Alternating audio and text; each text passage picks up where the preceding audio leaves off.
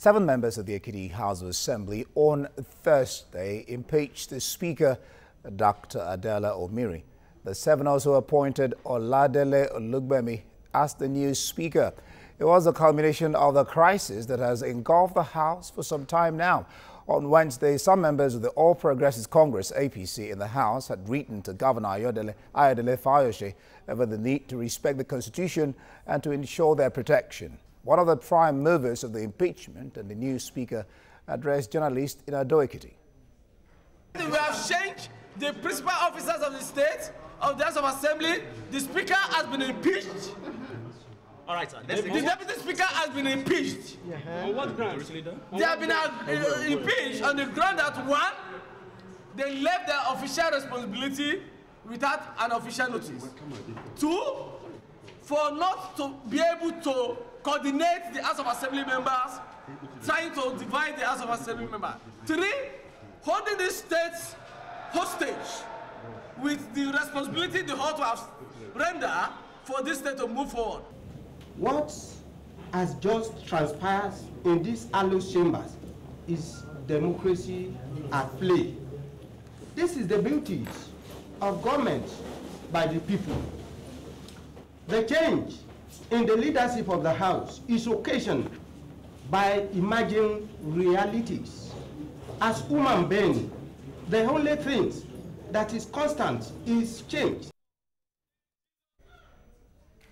Well, the Ekiti Assembly Speaker, Dr. Adewale Omiri, and his Deputy Adetunji Taiwo are here with me. Well, let me also add that Honorable Churchill Olubunmi Adedipe, Majority Leader, they're here with me in the studio to shed more light on the development unfolding right there in Ekiti State, which you just watched the excerpts on television there. Glad to have you join me in the studio, gentlemen. Thank you very much. Good evening. Let me start with you, on the Speaker, Omiri. As it is from what we gathered from, he's no more a pro tempore Speaker. You've been impeached. What do you have to say to that? Well, we have a constitution in the Federal Republic of Nigeria. And what the constitution says is that for the Speaker to be impeached, it must be 2/3 of the elected members of the House of Assembly. And we have just 7 members who sat this morning. And in that, even in that one, it was an illegal sitting because they did not even form the quorum, not to talk of impeaching the Speaker. The quorum is supposed to be 9? So quorum is supposed to be 9. They were 7. 19 of us are in this studio as I'm talking to you. So I can only be impeached by 18 members of the House of Assembly. Not even 17 and a half can impeach me. So as far as I'm concerned, and by the phase of law in Ekiti State and our Constitution, I am still the Speaker of Ekiti State House of Assembly. What they are doing is just an act of impunity. All right. That cannot stand the test of time.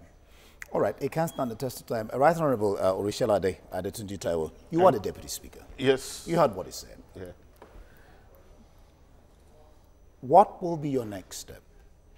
Well, our next step is to use the law.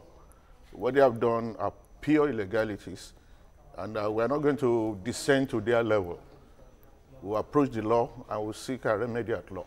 Because in the first case, they are not empowered under the law to even sit. By Order 13 of our standing orders, the only person who can call for a sitting at plenary is the Right Honorable Speaker. And in the absence of the Right Honorable Speaker, myself. And the sitting can only be called at the direction of Mr. Speaker to the clerk to communicate the notice to all members. And that wasn't done? That wasn't that. And apart from that, to conduct the business of the House, the majority leader must be there. In his absence, the deputy majority leader. In the absence of both of them, the chief whip or his deputy. None of these officers were on ground to even conduct the business of the House. So right. They've gone in violation of even our own commandments in the House. So you're going to take recourse to the law. Honorable Churchill Olubunmi Adedipe, 19 of you were here in Lagos, I gather, holding a what press conference when this event occurred. Aside that, your lawyer, Abayomi, has written to the Chief Security Officer of the state, Fayose. What has become of that letter? Has he replied? Well, there is no response to that letter from the governor of Ekiti State. But even before going into that letter, I think there is need for us to actually put all these things into proper perspective. Okay. Because we must actually know where we are coming from and situate it within the context of what is actually happening now. When you have a governor that the only thing he understands is to commit illegality, we will always find ourselves in this situation. And what is the issue, or what are the issues that we are having that led to the present contradiction? You want us to pass commissioners in just a day, people that will have functions, responsibilities, and services that can either make or mar the story of that particular state, and they are not to service you alone, but to service Ekiti people. And again, there is this case of the local government caretaker, which of course is presently being contested in court. And you just want us to go against the standing order of the House and go ahead to clear those caretaker committee. Of course, the House insisted that we are not saying we are not going to look into all this, but we must respect the law as provided by our standing order and the 1999 Constitution as amended. But today, it is unfortunate that in Ekiti State, we have a maximum ruler in democracy that will always want things to be done by a one-shot, policy. Dictate. And that is why we are saying that the best thing that we can do for Ekiti State is to work with this man so that we can guide him to the path of democracy and rule of law. And why we are in Lagos today is to begin a media campaign. We are not saying that we want to come and stay in Lagos and alert the whole world to the fact that you see all sorts of inanities happening within the premises of the State House of Assembly. And Just hold it there. Why wasn't that done in Ekiti? Why in Lagos? Your seat is supposed to be in Ekiti, so why Lagos? We did it in Adaba FM because the media station in Ekiti State today is just a department of the PDP and Mr. Governor, BSES. If you know the volume of lies and misinformation that has been going on in that place, you won't believe it like that an agency like that can be doing something of that nature. All right, hold your thoughts. I will come back to you. Speaker, sir, I just listened to an excerpt now. He alleged that, number one, you left your official, the 19, and then you left your official responsibility without official notice, 1. I didn't get 2, but 3, he said, holding the state hostage.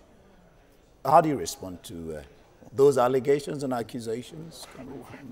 Those ones are types of allegations as far as I'm concerned. And for example,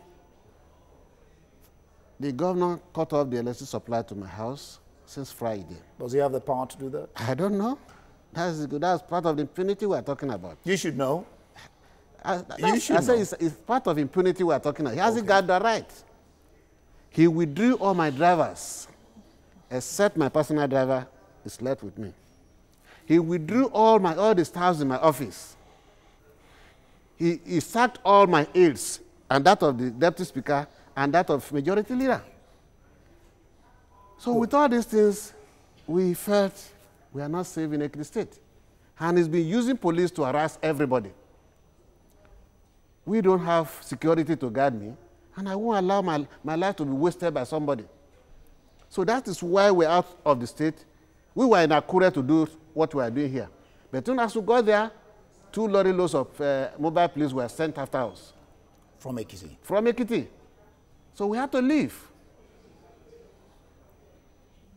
Well, that's quite interesting. Let me quickly say this, because there is need again for us to situate it.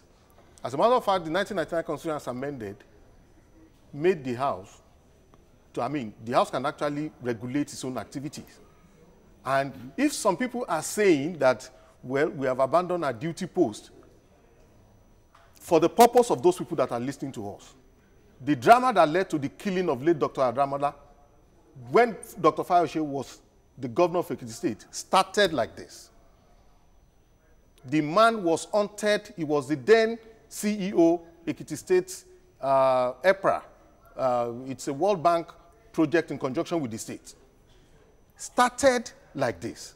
And when you now have a situation where thugs occupy the State House of Assembly to the extent that they were smoking Indian hemp and even brought gadgets, radio gadgets, and were playing music and brandishing cutlass, you can just imagine.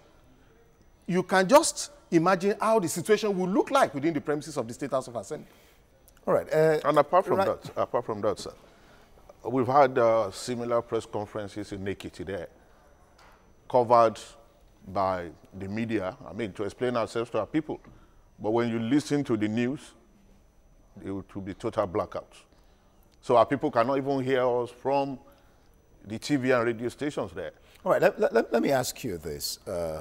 You said you're going to go through the law to get justice. How soon? Yes, would you do that, and how soon do you think you can get justice? The process has commenced. When? Today? Yes, it has commenced today. And you see, part of what we are doing here too is also taking the steps provided by law for people to hear us. And our lawyers are also working, because what they've done are in clear breaches of the provisions of the law. So we will have to use the law too, because 7 people cannot sit out of 26 and say they are taking a decision.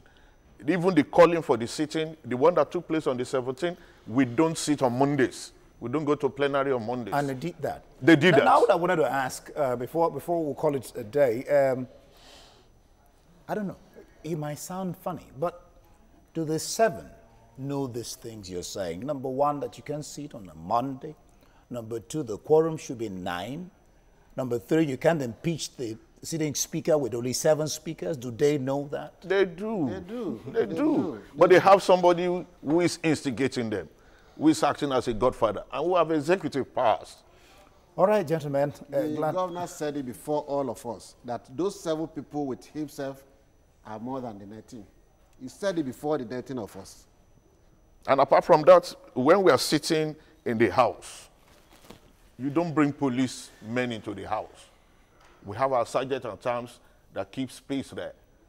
Monday, you have large number, lorry loads of policemen. All right. And they came in the governor's bus. We talked. Bus that was attached to his office. The policeman. The same thing today. All right, let me thank you. Right Honorable Adeola Omiri, Speaker, Ekiti State House of Assembly. Yes. And the Right Honorable Orishola Adetunji Taiwo, let me thank you to Deputy Speaker. And of course, Honorable Churchill Olubunmi, Majority Leader, Ekiti State House of Assembly, for being here.